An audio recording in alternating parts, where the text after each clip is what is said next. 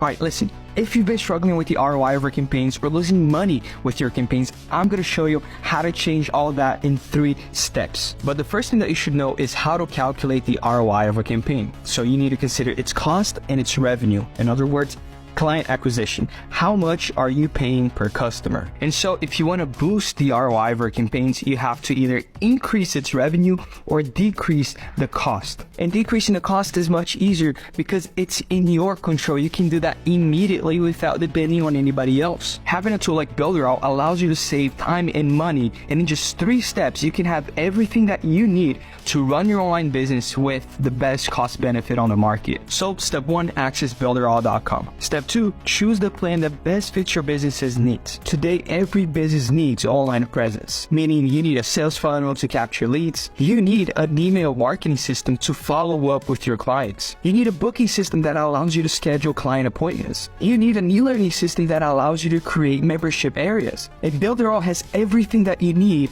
to put everything together to put your business online and have the best results possible with the best cost benefit on the market. And so step number 3, the last step for you to get started right away, saving money and increasing the ROI of your campaigns, you need to activate your Builderall plan. And to do that, I'm going to give you a 10% discount with the code OFF10SM.